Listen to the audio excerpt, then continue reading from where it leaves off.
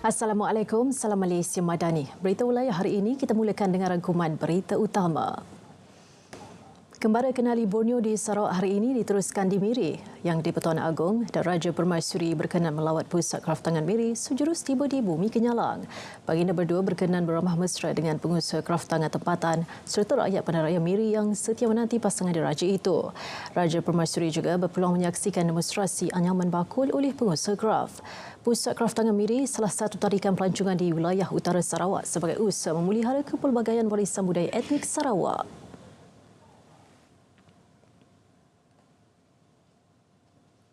Terdahulu Al-Sultan Abdullah dan Tunku Azizah mengambil peluang untuk bermesra menyantuni petugas imigresen ketika melalui kaunter pandu lalu Kompleks Imigresen, Kastam, Kuarantin dan Keselamatan ICQS Sungai Tujuh kira-kira 12 hari tadi.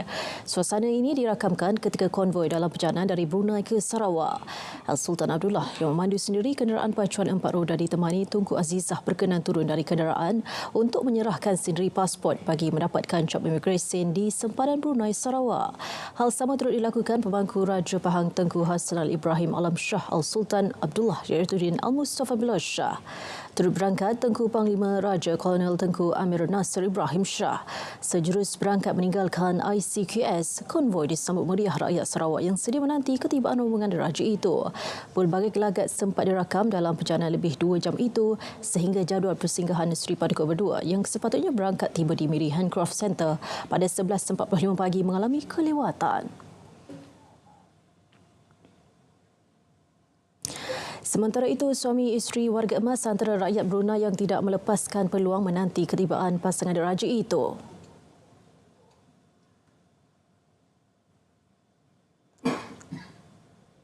Saya punya suami, dia sukung Pahang Sultan. Baru pertama datang Miri, Sarawak, Brunei dia pun datang. Tapi saya tidak sampai jumpa. Suami tidak sempat jumpa Pahang Sultan. Nanti saya ingat datang sini pukul bulan 9 hari bulan 9. Itu Akong datang Miri. Itulah pasal ini hari saya baru sampai. Kembara kenali Borneo diteruskan di Kampung Pengkalan Lutong petang ini. Perkembangan semasa langsung bersama Catherine Igang di sana.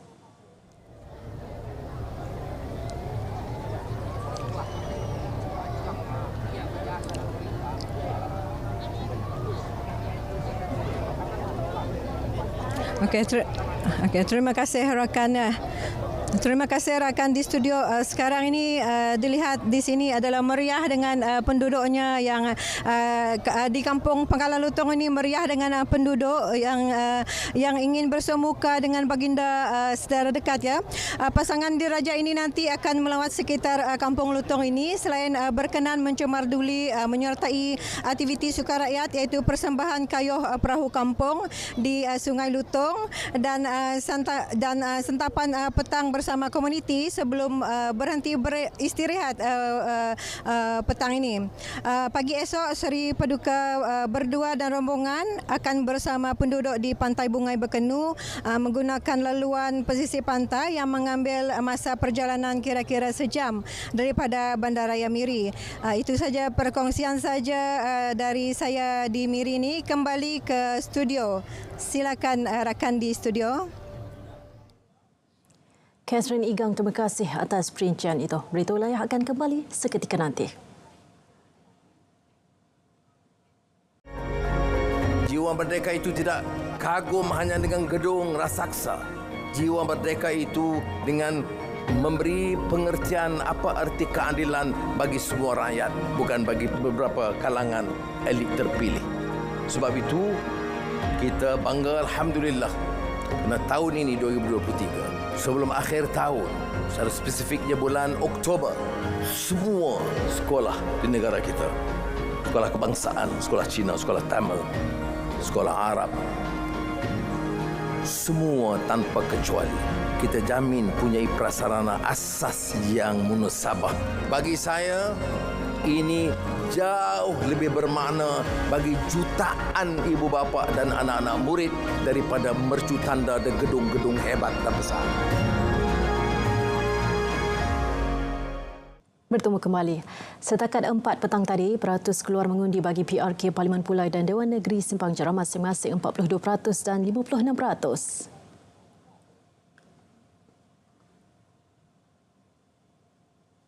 Pengerusi SPR Tan Sri Abdul Ghani Saleh berkata, peratusan mengundi sedikit perlahan pada sebelah pagi dan terus meningkat pada sebelah petang. Semalam, SPR menyasarkan peratusan keluar mengundi bagi kedua-dua kawasan berkenaan melebihi 70%. Selain keputusan PRK akan diumum seawal 9 malam ini, sejurus proses pengundian dibuat 6 petang ini. Beliau ditemui selepas meninjau 2 pusat mengundi bagi Parlimen Pulai di SMK Taman Bukit Indah, Johor Bahru. Baki kurang sejam pusat mengundi bagi PRK Parlimen Pulai dan Dewan Negeri akan ditutup pukul 6 petang ini. Perkembangan semasa mengenai situasi di Pusat Pengundian SK Taman Peling, Johor Bahru langsung bersama Erwin Daid. Erwin, silakan. Baiklah, terima kasih Nurul. Saya kini berada di Pusat Pengundian Sekolah Kebangsaan Taman Peling, Johor Bahru, Johor bagi membawakan perkembangan terkini proses pengundian bagi P161 Pulai. Dan setakat ini pukul 5 petang kita ada lagi 1 jam sebelum pusat pengundian ini ditutup secara rasmi. Dan setakat ini dianggarkan seramai lebih 2,400 daripada 5,186 pengundi berdaftar telah mengundi di sini. Dan sepanjang saya berada di sini, proses pengundian berjalan dengan lancar dengan tiada sebarang insiden tidak diingini berlaku. Namun cuaca hujan lebat sebentar tadi sedikit sebanyak mengganggu proses pengundian sebentar tadi. Kerana ramai pengundi memilih untuk menunggu cuaca reda sebelum masuk ke pusat pengundian ini. Dan juga sepanjang saya berada di sini, para petugas SPR juga sentiasa memberikan komitmen terbaik dalam membantu melancarkan proses pengundian para pengundi, terutama di kalangan warga emas. Jadi masih ada masa dan peluang lagi bagi baki pengundi yang masih belum menjalankan tanggungjawab. Sekarang masa anda untuk menjalankan tanggungjawab dan mengundi di sini. Dan selepas pusat ini ditutup tepat pukul 6 petang sebentar nanti, sudah tentu perhatian seluruh warga Parlimen Pulai akan tertumpu di Dewan Jubilee Intan Sultan Ibrahim Johor Bahru, Johor bagi proses penjumlahan undi. Dan sebelum pegawai pengurus Miswan Yunus memaklumkan pemenang bagi kerusi P161 Pulai ini. Dan di situ juga destinasi saya akan berada sebentar nanti. Sekian laporan saya dari P161 Pulai yang sahih di RTM. Kita ke Taufik Salimin di SK Taman Bukit Mewah. Taufik, bagaimana perkembangan di sana? Okey, Erwin, jika Erwin di Peling masih lagi dengan liputan pilihan raya, begitu juga saya di sini di SK Seri Kenanga, yang mana hari ini saya ada istimewa sikit saya bawakan kepada anda bersama dengan pengamal media yang telah pun selesai menjalankan tanggungjawab sebagai pengundi di sini. Berbeza, sebelum ini mereka undi pos, tapi kali ini mereka hadir ke pusat-pusat mengundi yang dibuka. Baik, untuk bercerita lebih lanjut bersama dengan saya adalah Presiden Kelab Media Johor, Saudara Muhammad Fazli Ishak. Okey, Cik Fazli, berceritakan bagaimana perjalanan pengundian bagi pengamal media pada hari ini. Okey, terima kasih RTM. Alhamdulillah pada hari ini pengamal media mengundi secara lancarnya. Seperti mana biasa, tanggungjawab sebagai warga negara Malaysia walaupun sibuk dengan tugas-tugas harian, seperti mana maklum bahawa pengamal media memang sibuklah seperti mana bila PRK ni. Jadi bagi saya pula, saya memang mengundi di awal pagi bagi memastikan juga bagi memastikan media-media lain dapat membahagi masa mereka walaupun mereka sibuk bertugas di tempat-tempat pembuangan undi, mereka sempat membuang undi. Dan saya dapat tahu seramai 10 orang daripada media Johor yang mengundi pada hari ini. Okey, kita dah menjalani tempoh kempen selama 2 minggu, cukup mencabar, cukup menakkan. Mungkin ada tak dalam kalangan pengamal media di Johor yang mengadu sakit sebenarnya, penat kan sebab jadual yang agak padat dengan semua orang kena mantul. Mungkin Cik Fauzi boleh ceritakan sikit tentang bagaimana liputan yang dibuat oleh media-media di Johor sepanjang 2 minggu. Okey, alhamdulillah media-media di Johor ni telah bermula pada 26 Ogos sehinggalah ini hari kan, pada 14 hari masa berkempen. Alhamdulillah nampaknya semua kesihatan mereka baik dan mereka dapat menjalankan tugas dengan baik dengan membuat liputan siang dan malam, dan seharusnya memang inilah kita inginkan, iaitu media menjalankan tugas mengikut etika kewartawanan. Dan seperti mana yang Cik Taufik kata tadi, kebanyakan mereka dapat menjalankan pengundian, membuang undi pada hari ini dengan baik. Okey, sedikit penghargaanlah kepada SPR yang sememangnya membantu media dan juga agensi-agensi lain yang membantu media sepanjang PRK kali ini. Saya mengambil kesempatan untuk mengucapkan terima kasih kepada SPR.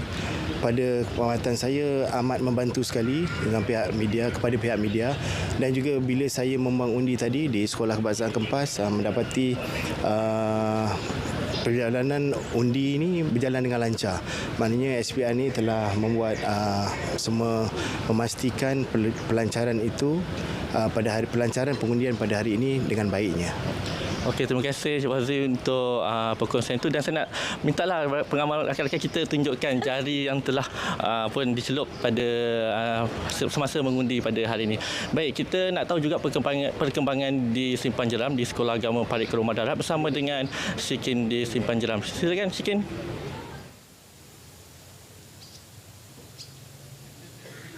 Baik Taufik, terima kasih. Ya betul, ketika ini saya berada di Pusat Pengundian Sekolah Agama Parit Kerumah Darat. Ini merupakan salah satu pusat pengundian daripada keseluruhan 14 pusat pengundian yang dibuka bagi pilihan raya kecil Dewan Negeri N13 Simpang Jeram. Apa yang boleh saya gambarkan situasi pada petang ini di pusat pengundian ini, sudah tidak terlalu ramai yang hadir ke pusat pengundian ini, dan kebanyakan yang hadir pada petang ini adalah pengundi muda di saluran 3 dan 4 daripada keseluruhan 4 saluran yang dibuka di pusat mengundi ini. Dan ia termasuk seorang pengantin baru, Nur Arisha Hanim Saifuddin, 25 tahun, yang turut meluangkan masa menunaikan tanggungjawab sebagai pengundi selepas selesai sahaja majlis persandingannya sebentar tadi. Dan berdasarkan maklumat yang saya terima daripada penyelia pusat mengundi di sini, iaitu Puan Siti Zaitun Tumin, setakat jam 4 petang tadi sejumlah 70%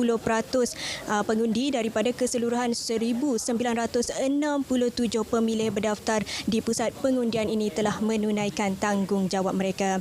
Jadi pada yang masih belum hadir, masih berkesempatan untuk hadir menunaikan tanggungjawab anda sebelum pusat pengundian ini ditutup sepenuhnya pada jam 6 petang nanti. Juga suka saya kongsikan sedikit perkongsian data dari pusat mengundi Sekolah Kebangsaan Bakri Batu 2 yang mana saya tinjau pada pagi tadi. Berdasarkan maklumat daripada penyelia pusat mengundi itu, iaitu Encik Hisham Deni, setakat pukul 4 petang sejumlah 82.8% pengundi di pusat berkenaan telah menunaikan tanggungjawab mereka. Jadi sekali lagi saya kongsikan pada yang masih belum menunaikan tanggungjawab anda sebagai pengundi, anda masih boleh berbuat demikian dengan hadir ke pusat mengundi yang ditetapkan sebelum jam 6 petang nanti, iaitu kurang sejam daripada sekarang. Pastikan jangan lupa bawa kad pengenalan dan pastikan anda semak saluran serta nombor bilangan anda. Sekian laporan saya, Nurullah Syikin Abdul Halim dari Pusat Mengundi Sekolah Agama Parit Kerumah Darat. Yang sahih di RTM, kembali kepada Nurul di Angkasa Puri. Syikin, terima kasih, dan juga Taufik Erwin. Sementara itu, 61 pusat pengundian dengan 362 saluran dibuka serentak bermula 8 pagi tadi. Ia melibatkan 47 pusat pengundian di Parlimen Pulai dan 14 pusat pengundian di Dewan Negeri Simpang Jeram. Calon Pakatan Harapan PH Parlimen Pulai, Suhaizan Kayat mengundi di Pusat Mengundi Sekolah Kebangsaan Seri Melati, Kempas kira-kira 9 pagi tadi. Bekas Speaker Dewan Undangan Negeri itu tiba bersama isterinya, Dr. Nur Syam Idris, mengundi di saluran 3. Suhaizan dicabar dua lagi pesaingnya, calon dari Perikatan Nasional PN, Zulkifli Jaafar, dan calon bebas, Samsudin Muhammad Fauzi. Pada PRU ke-15, PH berjaya pertahan kerusi berkenaan dengan majoriti lebih 33,000. Sementara itu, bagi Dewan Negeri Simpang Jeram, calon PH Nazri Abdul Rahman mengundi di Sekolah Jenis Kebangsaan Cina Beijai pada pukul 9.45 pagi tadi. Beliau yang juga Timbalan Ketua Amanah Kawasan Bakri diiringi isteri menunaikan tanggungjawab beliau di saluran 2. Nazri dicabar 2 lagi pesaingnya, calon PN Dr. Muhammad Mazri Yahya, calon bebas S. Jagannathan. Pusat mengundi berkenaan mempunyai seramai 2,821 pemilih berdaftar dengan 5 saluran dibuka. Selain seramai 35 sukarelawan SPR ditugaskan di pusat pengundian tersebut. Hujan sejak pagi tadi tidak menjejaskan semangat pengundi untuk menunaikan tanggungjawab mengundi. Ada yang keluar lebih awal bagi melancarkan proses pengundian. Mumpung hari hujan, saya tetap datang sebab tanggungjawab saya untuk mengundi. Bagi rakyat Malaysia, hujan-hujan tetap datang mengundi. Saya rasa lega lagi lah sebab dapat undi lagi untuk DUN ni. Sekarang saya sedang sudah habis belajar, tunggu untuk kerja. Kali yang keberapa mengundi? Kali kedua mengundi. Rasa happy because dapat mengundi kali ketiga. Perlu menunaikan tanggungjawab untuk mengundi. Pengerusi Perikatan Nasional Tan Sri Muhyiddin Yassin akan memberi keterangan Selasa depan berhubung ucapannya yang menyatakan fatwa haram mengundi calon Pakatan Harapan Parlimen Pulai. Timbalan Ketua Polis Negara Datuk Seri Ayub Khan Maidin Pichi berkata, ketika ini 2 kertas siasatan telah dibuka berhubung perkara itu. Tempat nanti adalah kadang-kadang mungkin individu yang kita panggil mungkin ada urusan lain kan. Macam Tan Sri Hadi Awang itu kita tak sihat, kita bagi masa untuk tangguh kan, lepas ada isu yang kemudiannya kan, tapi kita memberi pertimbangan yang sewajarnya, kesesuaian orang, keselesaan tempat sebagainya. Datuk Seri Ayub Khan ditemui selepas meninjau perjalanan dah hari mengundi di Maktab Sultan Abu Bakar, Johor Bahru. Beliau berpuas hati dengan kawalan keselamatan yang dikendalikan kira-kira 3,500 anggota dan pegawai polis kontijen Johor.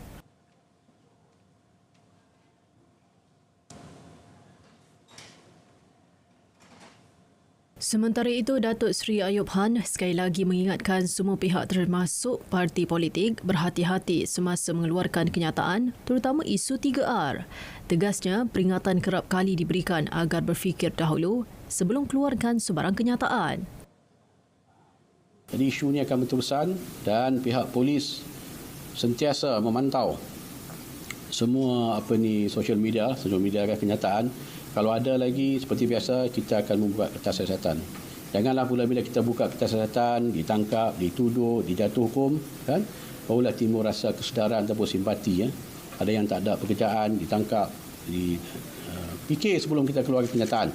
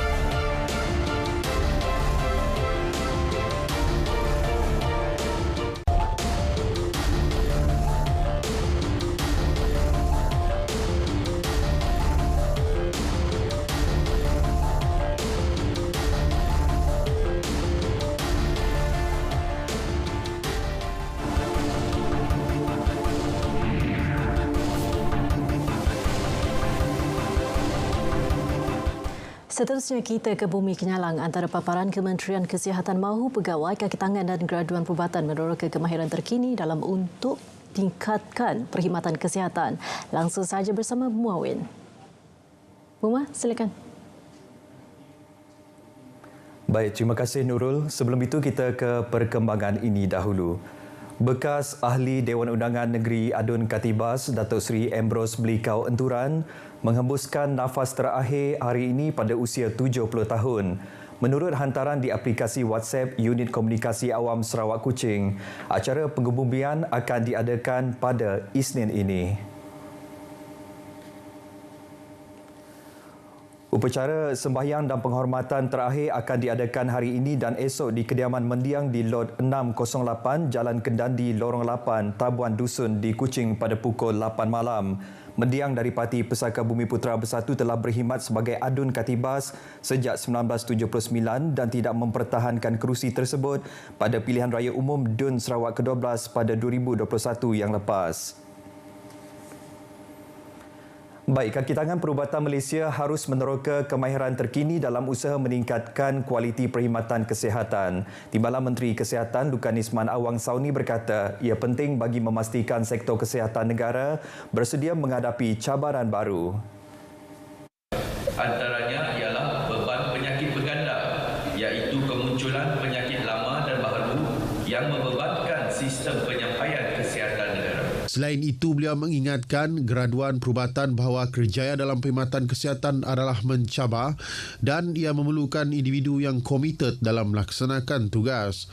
Lukan Isman berkata demikian pada Istiadat Convocation Institut Latihan Kementerian Kesihatan Malaysia 2023 Zon Sarawak yang berlangsung di Universiti Malaysia Sarawak UNIMAS di Kota Semarahan. Kira-kira 600 graduan diraikan pada majlis tersebut, terdiri daripada graduan bagi program peringkat sijil, program peringkat diploma, peringkat sijil post basic dan diploma lanjutan. Mereka antara 8,643 pelatih dari 19 institusi kesihatan dari seluruh negara yang menamatkan pengajian masing-masing bagi ambilan 2018 dan 2019. Anggota polis terutama yang baru menamatkan latihan kepolisan diingatkan untuk sentiasa menjaga sasiah, integriti dan disiplin sama ada semasa bertugas atau di luar waktu bertugas. Pesuruhjaya Polis Sarawak Datuk Muhammad Azman Ahmad Sapri berkata ini bagi menghapus pandangan negatif masyarakat terhadap pasukan polis Diraja Malaysia PDRM. Tegasnya, personaliti terbaik dan profesionalisme dalam tugas sebagai anggota polis perlu dipamerkan setiap masa bagi memastikan rakyat mendapat perkhidmatan yang terbaik daripada PDRM. Anggota tegasnya mesti berkelakuan mengikut peraturan dan undang-undang selain menghindar diri daripada terlibat dalam gejala negatif agar imej pasukan sentiasa terpelihara. Perkara-perkara ini telah pun ditekankan semasa latihan, iaitu disiplin. Disiplin kita transformkan daripada orang awam, ditransformkan 6 bulan jadi anggota polis. Jadi mestilah memperhatikan disiplin kerana mereka membawa imej PDRM semasa bertugas ataupun di luar tugas. Masih lagi sebagai pegawai dan anggota polis yang kena mengekalkan disiplin pada setiap masa. Pesuruhjaya Polis itu menyatakan demikian pada pemberisan tamat latihan Program Latihan Asas Kepolisian Constable Bilangan 59 Siri 1 2023 di Pusat Latihan Polis Kuching.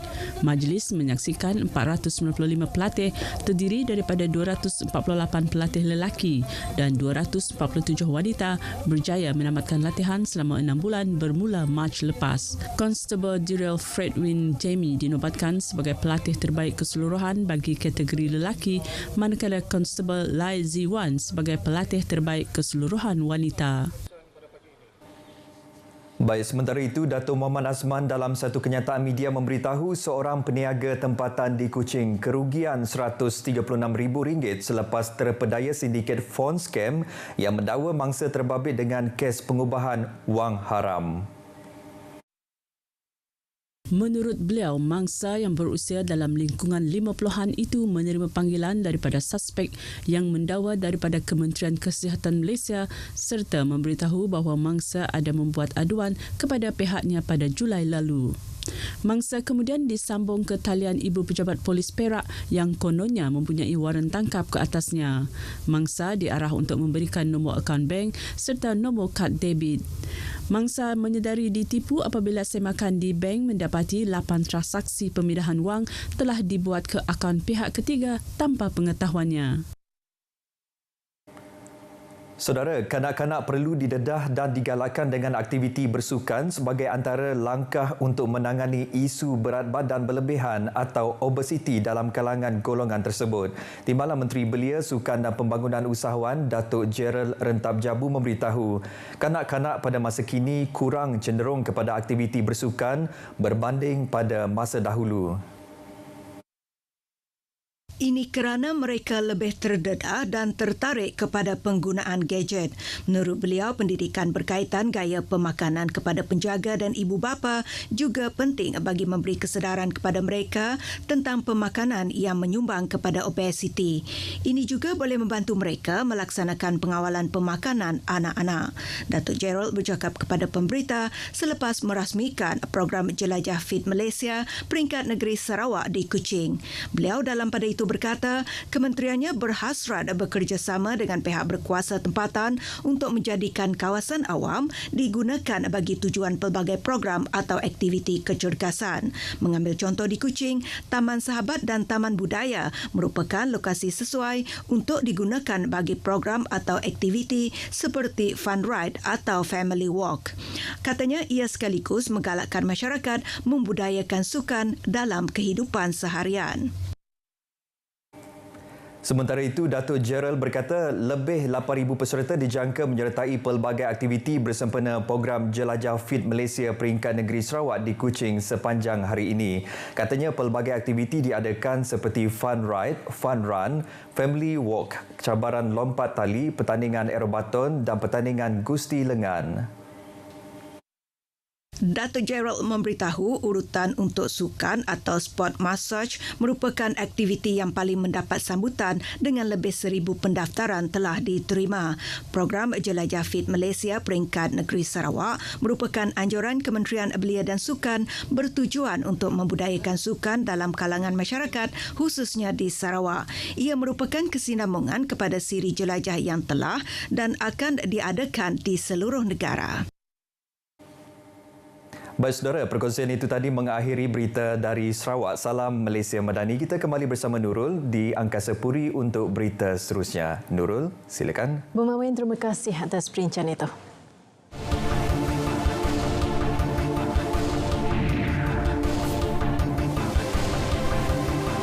Antara fokus negeri di bawah Bayu, kerajaan pertimbang naikkan alon unit pemimpin pembangunan masyarakat.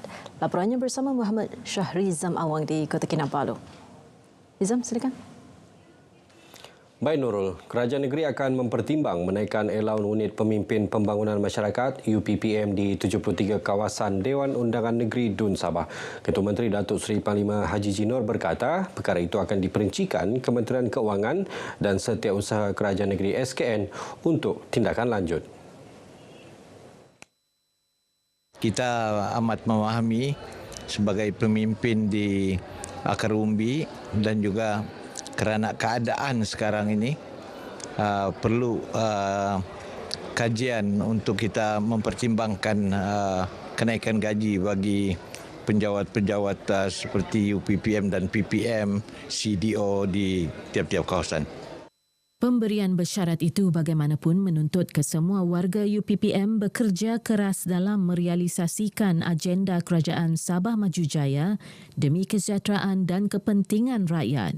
Datuk Haji Ji menyatakan demikian bagi mengulas cadangan pengarah UPPM Datuk Awang Kadin Tang mengenai keperluan menaikkan elaun UPPM dalam Majlis Amanat Ketua Menteri sempena Hari Keluarga UPPM 2023 di Pusat Konvensyen Antarabangsa Sabah SICC Kota Kinabalu. Terdahulu ketika berucap, Datuk Haji Ji mahu UPPM menunjukkan tahap profesionalisme yang tinggi dan berdisiplin dalam memberikan perkhidmatan terbaik kepada rakyat. Sebagai penghubung kerajaan dan rakyat, UPPM juga digesa kreatif dan inovatif dalam meningkatkan proses pembangunan selain keberkesanan dan kecekapan sistem penyampaian. Kira-kira 1,000 kaki tangan dan keluarga UPPM menghadiri majlis berkenaan. Pihak berkuasa tempatan PBT digesa menerapkan integriti dan sikap amanah dalam penyediaan pelan strategik masing-masing. Ini termasuk mengikis sikap sambil lewa, tidak kisah dan menangguh tugasan yang akan membawa kesan kepada mutu perkhidmatan.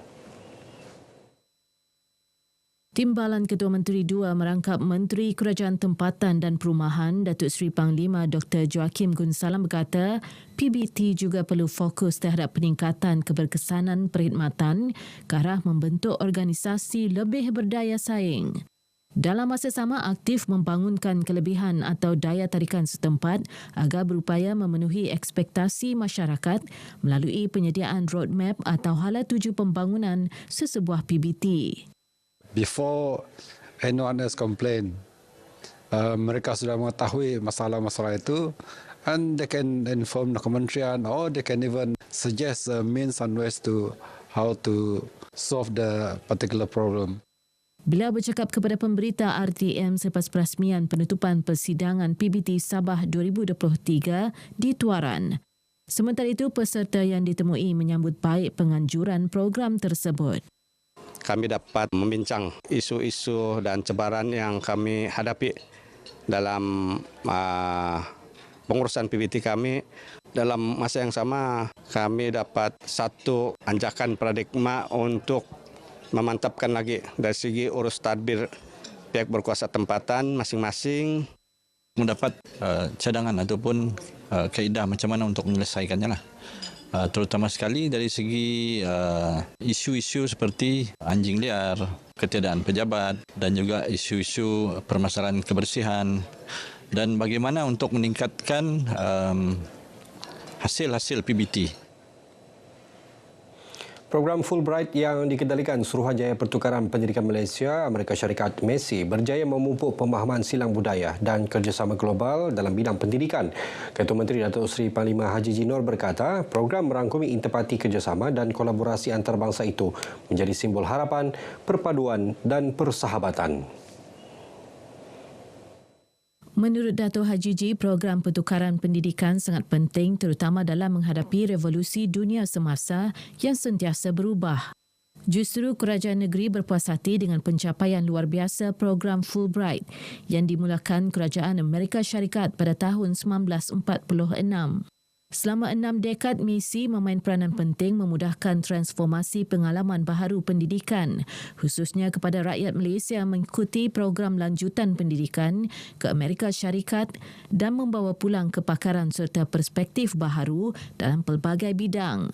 Ketua Menteri berucap demikian sempena sambutan ulang tahun ke-60 MESI di College Universiti Yayasan Sabah UCSF Kota Kinabalu.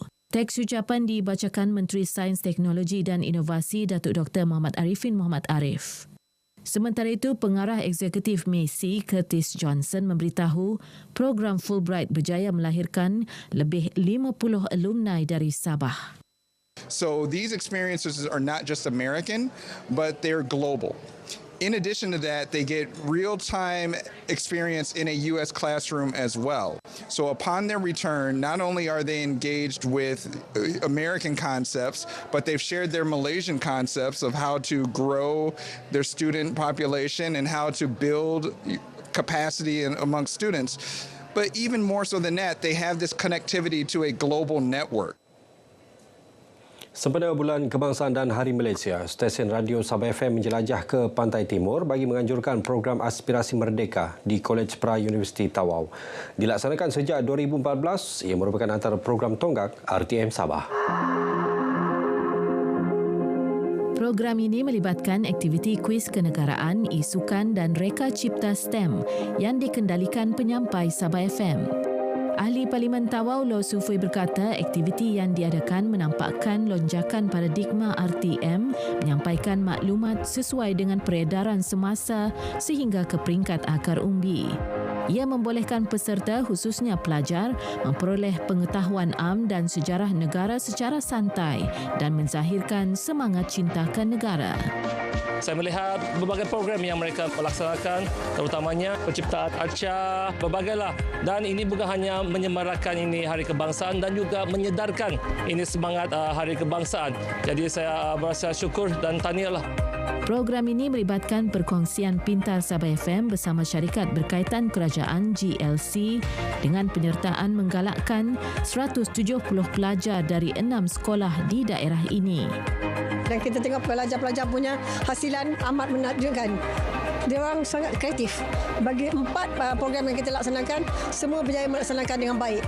So bersyukurlah dengan program yang dijalankan ini oleh RTM. Dan ini merupakan pertama kali kita membawa Aspirasi Merdeka ke luar kawasan, iaitu di Tawau.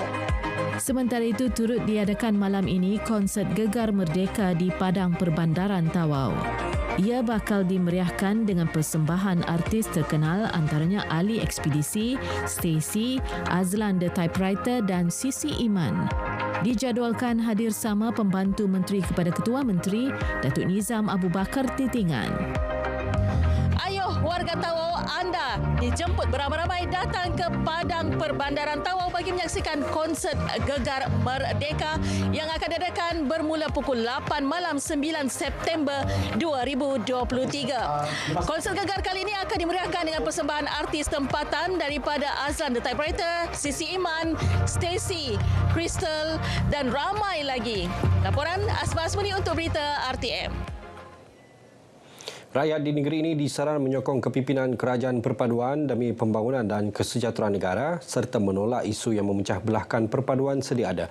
Presiden Pertubuhan Kinabalu Progresif Bersatu, APKO Dato' Ewan Benedict berkata, pelbagai inisiatif telah dan sedang dilaksanakan kerajaan perpaduan termasuk melalui Kementerian Pembangunan Usahawan dan Koperasi diterajui beliau. Inisiatif yang dilaksanakan kerajaan berjaya membantu menghidupkan aktiviti ekonomi setempat serta hubungan baik dalam kalangan usahawan. Saya berhasrat untuk terus mengajak ahli-ahli parti dan rakyat Malaysia khususnya di Sabah ini untuk memberi sokongan kepada pucuk pimpinan kerajaan kita, dan ianya bermula daripada saya memastikan kementerian saya iaitu Kementerian Pembangunan Usahawan dan Koperasi Malaysia menjadi kementerian yang pertama yang begitu dekat dengan rakyat. Dato' Iwan ditemui media sempena Konvensyen Nasional APKO di Dewan Masyarakat Manggatal. Mengulas mengenai konvensyen ini, katanya ia menjadi ruang mendengar syur daripada ahli demi memperkasa parti untuk pembangunan dan kesejahteraan rakyat. Kejohanan Olahraga Majlis Sukan Sekolah Sabah MSSS kali ke-55 yang berlangsung di Kompleks Sukan Keningau menyaksikan Tawau mempertahankan kejuaraan buat kali kelima berturut-turut. Kontingen berkenaan berjaya mengutip 20 pingat emas, 11 perak dan 8 gangsa. Tempat kedua milik kontingen Keningau dengan 12 pingat emas, 10 perak dan 11 gangsa. Manakala tempat ketiga Ranau 11 pingat emas, 15 perak dan 11 gangsa. Adalah hasil usaha jurulatih yang diketuai oleh Suryamsa Sagaf selaku ketua jurulatih, dan kita sebenarnya dalam mengaksikan kejohanan olahraga ini memenuhi hasrat kemenjadian murid itu kerana kita menjalankan latihan yang berterusan. Saya sangat berbangga dan pencapaian saya karena selama ini saya bekerja keras, dan saya ingin berterima kasih kepada guru-guru dan coach-coach yang melatih saya dari kosong sampailah saya mencapai sesuatu pencapaian yang tidak sangka-sangka. Saya pun berterima kasih sama coach ya karena telah melatih saya. Saya sangat berbangga. Saya tidak menyangka saya boleh jadi olahragawan banyak saingan yang lain. Anugerah Olahragawan dan Olahragawati kategori 15 tahun milik Ahmad Al-Hakim Abdul Rakib Tawau dan Abanita Elisa Tadius Tambunan. Manakala kategori 12 tahun masing-masing milik Asrul Nurong dan Nur Elfera Umaira Muhammad Yusof dari Tawau. Sebanyak 25 rekod baru kejohanan dicatatkan dalam edisi kali ini. Sandakan akan menjadi tuan rumah bagi edisi seterusnya tahun depan. Baik, sekian bahan berita dari Sabah untuk petang ini. Ikuti lebih banyak perkembangan, kita kembali bersama dengan Nurul. Silakan Nurul. Ijan, terima kasih atas perincian itu.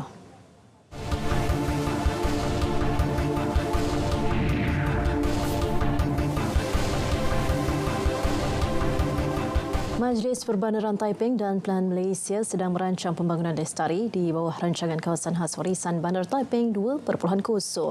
Menteri Besar Perak Datuk Seri Sa'rani Muhammad berkata, perancangan itu merupakan kesinambungan rancangan kawasan khas kawasan warisan Bandar Taiping 2020 selain pelaksanaan segera rancangan tempatan daerah Larut Matang 2035.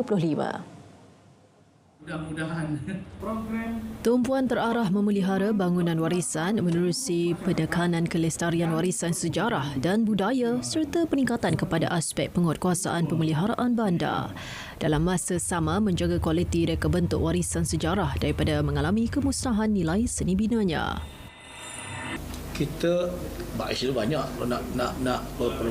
nak memeliharanya sangat banyak, tapi kita akan fokuskan kepada yang main lah, yang utama lah, termasuklah bangunan ini, termasuk bangunan jabat daerah Taiping sekarang tu, ya, apa nama yang dekat Kentang tu, Kampung Kubu, Kota Ibrahim punya makam tu, Long Jaafar, makam Long Jaafar itu.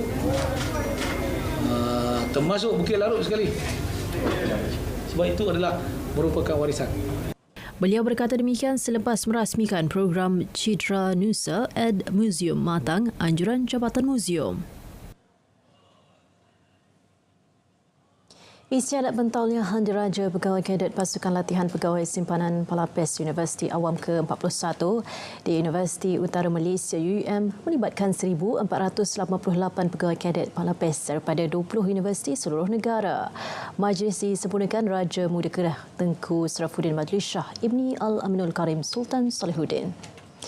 Tengku Sarafuddin bertitah dengan pentolehan ini dapat membantu mempertingkatkan sistem pertahanan negara.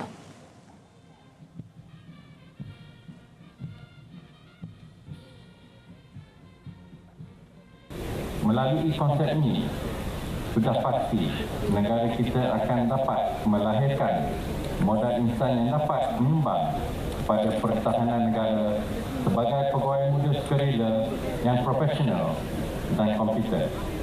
Sehubungan itu, saudara-saudari seharusnya merasa bangga dan hendaklah meneruskan kesinambungan usaha bagi melengkapkan diri untuk menjadi rakyat yang boleh menyumbang kepada keamanan negara serta mempertahankan negara daripada anasir-anasir yang tidak diingini. Keberangkatan tiba Raja Muda disambut Panglima Angkatan Tentera Jeneral Tan Sri Muhammad Abdul Rahman. Isyarat pembarisan diketuai Pegawai Rendah Kanan Muhammad Irfan Muhammad dari Palapes Universiti Tun Hussein On.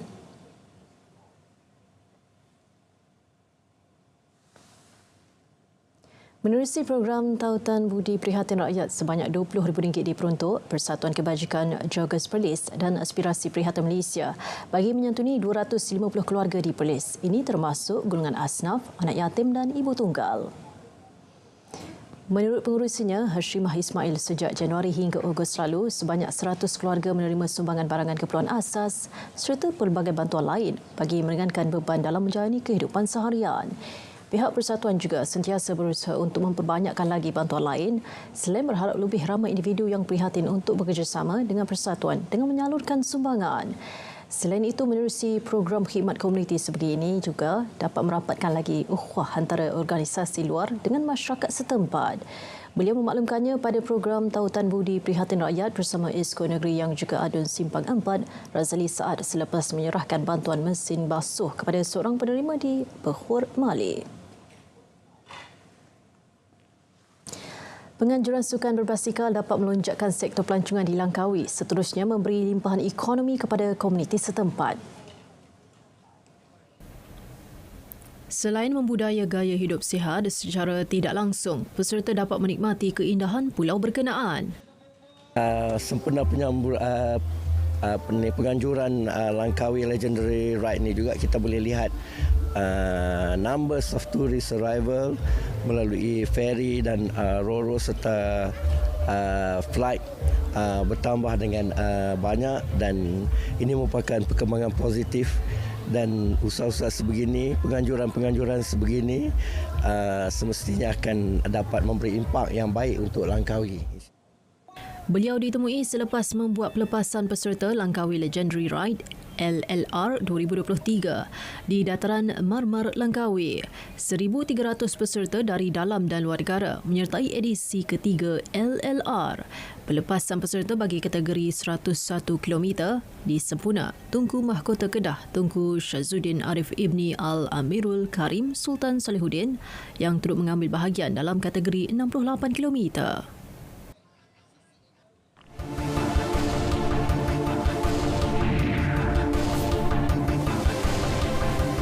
Pahang setuju mewartakan sebahagian hutan simpan berkelah di Maran sebagai hutan Taman Negeri Lubuk U melibatkan kawasan seluas 14,679.28 hektar. Menteri Besar Datuk Seri Wan Rusdi Wan Ismail dalam satu kenyataan berkata, pewartaan itu menjadikannya sebagai hutan Taman Negeri keempat Pahang. Ia selepas Cameron Highland pada 2019 dengan keluasan 2,270 hektar, Rompin pada 2000 melibatkan kawasan 31,797 hektar dan Tasik Chini di Pekan pada tahun lepas dengan keluasan 6,502.80 hektar. Keputusan mewartakan hutan Taman Negeri Lubuk U dibuat oleh Majlis Mesyuarat Kerajaan Pahang yang bersidang Rabu lepas. Menerusi pewartaan itu, kelulusan pembalakan di kawasan berkenaan telah dibatalkan. Penubuhan hutan Taman Negeri Lubuk U menjadikan Pahang setakat ini mempunyai hutan Taman Negeri yang berstatus hutan simpanan kekal seluas 55,249.8 hektar bagi melindungi flora dan fauna selain menjadi lokasi pelancongan ekorimba unik.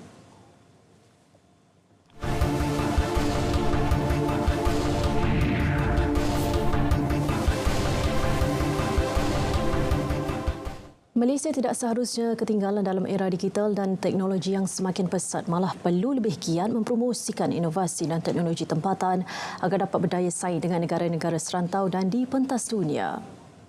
Menerusi teks ucapan Perdana Menteri yang dibacakan Menteri Sains dan Teknologi, dengan mengambil contoh pendekatan negara lain, Malaysia perlu membangun dan memasarkan penyelesaian inovatif tempatan.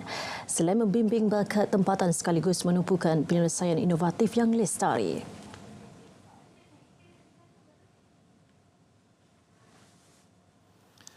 Malaysia menduduki tangga ke-36 daripada 132 negara dalam Indeks Inovasi Global GII pada tahun 2022.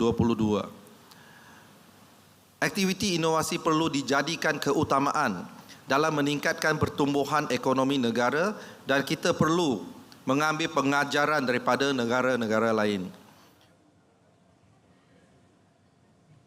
Cyberjaya yang pembangunannya dipacu menerusi Pelan Induk Cyberjaya mampu menjadi lokasi pilihan pelaburan teknologi melalui penyertaan syarikat teknologi tempatan dan juga antarabangsa.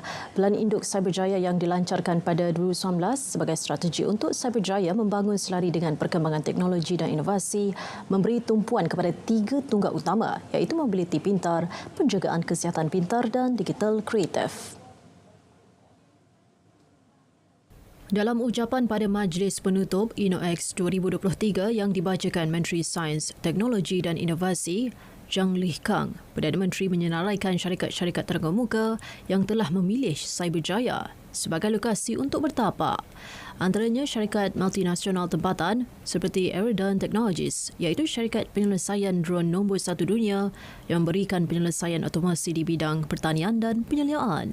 Selain itu, syarikat dari Amerika Syarikat Hematogenics telah memilih Cyberjaya untuk menubuhkan pusat makmal onkologi bagi seluruh Asia Pasifik. Terbaharu, Cyberjaya telah dipilih sebagai ibu pejabat serantau untuk Tesla dan menurut perunding hartanah global Knight Frank, Cyberjaya adalah destinasi terkemuka di Asia Tenggara untuk pelaburan pusat data global. Cyberjaya kini mempunyai lebih 146,000 penduduk dengan kira-kira 40,000 daripadanya bekerja di lebih 400 syarikat berstatus Malaysia Digital. Percubaan operasi bagi kos wanita untuk perkhidmatan transit aliran mas MRT laluan Kajang akan dimulakan hujung bulan ini. Menteri Pengangkutan Anthony Loke berkata, jika inisiatif itu dapat dilaksanakan dengan baik, pihaknya sedia memperluas usaha berkenaan kepada perkhidmatan train di laluan lain. Pengenalan inisiatif itu berikutan peningkatan kes gangguan seksual di dalam mod pengangkutan tersebut. Setiap coach itu mampu memuatkan lebih 100 wanita pada satu masa. Sebelum ini, media melaporkan Kementerian Pengangkutan akan memperkenalkan sebuah coach wanita bagi MRT laluan Kajang demi keselesaan dan keselamatan penumpang golongan itu. Pada 28 April 2010, Kereta Api Tanah Melayu Berhad memperkenalkan coach wanita yang menggunakan warna merah jambu untuk menarik perhatian penumpang wanita yang merangkumi 60% pengguna. Mesyuarat khas Dewan Rakyat yang bersidang 6 hari bermula Isnin ini bakal tertumpu kepada pembentangan kajian separuh penggal Rancangan Malaysia ke-12 KSP RMK-12 oleh Perdana Menteri. KSP RMK-12 itu disediakan bagi mengukur pencapaian pada 2021 hingga 2022 serta hala tuju 2023 hingga 2025 ke arah mencapai negara mampan, sejahtera dan berpendapatan tinggi dengan mengambil kira cabaran domestik dan trend global semasa. Pada 19 Jun lepas, Mesyuarat Khas Perdana Menteri bersama Ahli Jemaah Menteri dan Ketua-Ketua Setiausaha Kementerian mengenai KSP RMK-12 bertuju supaya semua pihak bergerak sebagai satu pasukan ke arah mempercepatkan pelaksanaan reformasi dan inisiatif ekonomi yang dirancang. Perdana Menteri yang juga Menteri Kewangan dalam perkongsian di Facebook menyatakan mesyuarat khas itu untuk membincangkan hala tuju baharu dalam KSP RMK-12 bagi memastikan ekonomi negara kekal kukuh dan berada di landasan yang tepat ke arah mencapai agenda Malaysia Madani. Selain mengerat silaturahim, pertandingan badminton tertutup RTM 2023 dianjurkan bagi mencari pemenang untuk mewakili jabatan itu ke kejohanan lebih tinggi. Pertandingan berlangsung 2 hari bermula hari ini melibatkan 90 peserta dengan 45 pasangan berentak merebut gelaran juara bagi 2 kategori iaitu bergu lelaki dan campuran. Edisi kali ini turut menerima penyertaan daripada RTM, negeri dan jemputan luar. Kita bukan sahaja nak merapat dan juga mengenal antara satu sama lain dan juga menyihatkan tubuh badan kaki tangan kita, tetapi fokus kita adalah bukan sahaja di sini habis di tempat tertutup ini, malah kita akan cuba mencari kaki tangan yang ada talent untuk kita keluar daripada kawasan kita. Beliau ditemui media selepas menyaksikan perasmian pertandingan badminton tertutup RTM 2023 yang disempurnakan Presiden Kelab Sukan dan Rekreasi RTM, Puteri Juliana Yaakob di Pusat Rekreasi Angkasa Puri, Kota Media. Baik, sedikit perkembangan sukan. Atlet lompat jauh para negara Zulkifli Abdullah menyasarkan mara ke final pada Sukan Para Asia 2022 di Hangzhou, China. Jelas beliau, pengalaman beraksi pada edisi lepas telah mematangkan dirinya untuk tampil dengan lompatan lebih jauh. Zulkifli yang akan beraksi dalam acara lompat jauh T20 mengakhiri saingan di kedudukan keempat pada Sukan Para Asia di Jakarta 2018 dengan dibezakan hanya 0.1 cm daripada pemenang gangsa. Sasaran saya buat yang terbaik lah. Ya, sebab last Asian Games 2018 tu dekat Jakarta saya tersasar sikit daripada saya punya expectation. Sebab dah saya kedudukan nombor 4. Hanya beza 0.1 cm untuk bronze. Saya nak tebus balik lah saya punya, dan saya akan target lagi jauh lagi lah. Ya. Sekurang-kurangnya ada pingat lah. Sukan Para Asia 2022 Hangzhou akan membuka tirai pada 22 hingga 28 Oktober depan.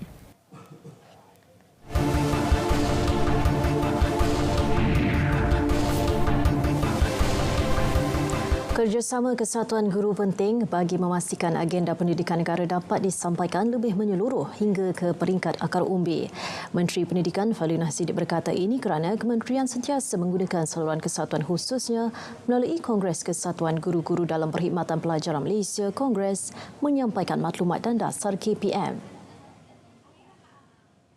Pastinya ini adalah teras kita yang pertama dalam memastikan bahawa komunikasi ini akan sampai. Sebab itu saya fikir dengan Cikgu Jasni ini adalah program kedua dan Kongres sentiasa menyambut agenda-agenda di peringkat Kementerian Pendidikan Malaysia, dan kita akan sentiasa menggunakan saluran-saluran persatuan-persatuan, kesatuan-kesatuan dan khususnya melalui pengurusi-pengurusi Kongres ini untuk sampai selain daripada di peringkat JPN sendiri dan BPD sendiri untuk menyampaikan maklumat-maklumat dan dasar-dasar khususnya agenda-agenda KPM kepada semua akar rumput khususnya yang melibatkan pendidikan. Beliau berkata demikian selepas merasmikan Seminar Pendidikan Madani memertabatkan karamah insani membangun generasi madani di Universiti Sains Islam Malaysia USIM dinilai Negeri Sembilan. Dalam perkembangan lain, beliau sekali lagi mengulangi KPM perlu memberi perhatian kepada cabaran dalam sektor pendidikan, terutama isu buli, jenayah seksual dan perkauman.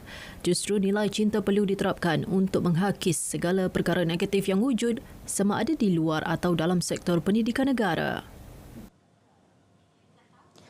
Kementerian Pendidikan Tinggi menyarankan agar institusi pengajian tinggi IPT sentiasa turun padang dalam usaha membantu masyarakat menyelesaikan isu setempat.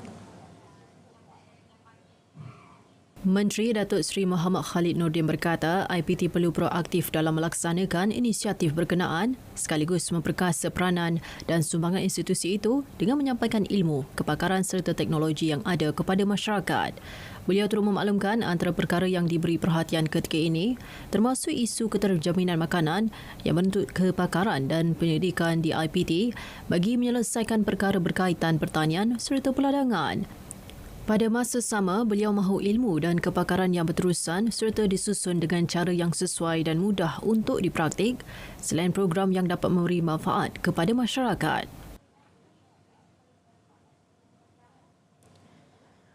Dua juruterbang nahas pesawat di Elmina Shah Alam Ogos lalu dianugerahkan pingat anugerah Presiden Persekutuan Pengangkat Malaysia.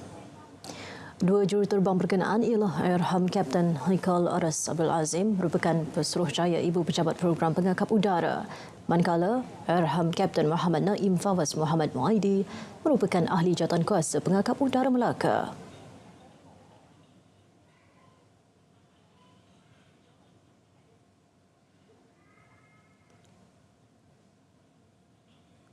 Dua minggu sudahlah sedang menguruskan tentang anak-anak dia untuk dia punya faraid dia semua kan. Suddenly saya dapat call daripada Pengangkat Malaysia mengatakan tahniah Allahyarham dapat anugerah Presiden. Presiden apa ni? Dapat Presiden mengangkat sejak sekolah rendah ke? Dah ada ni dia ada salah seorang ahli. Ahli dengan grup-grup mereka juga. Jadi memang saya tak tahu yang beliau ni salah seorang ahli pengangkat yang aktif dalam Malaysia ni. Ya, memang sedih lah sebab arwah adalah merupakan kawan dan sebenarnya merupakan bagi saya adik lah. Sebab kami yang close daripada dia mula terlibat dari bidang penerbangan dan saya selalu banyak memberi pandangan sebelum dia mula nak terlibat dalam bidang penerbangan dan dia teruskan dan dia sehingga menjadi pilot. Dan yalah, susah saya nak cakap benda ni pasal benda ni kan kawan dia orang ni semua rasa agak terkilan yang yalah, benda dah terjadi, benda tu tak kedai. Baik saudara, berita wilayah berakhir di sini. Saya Nur Zamri, Malaysia Madani, tekad perpaduan penuhi harapan. Assalamualaikum.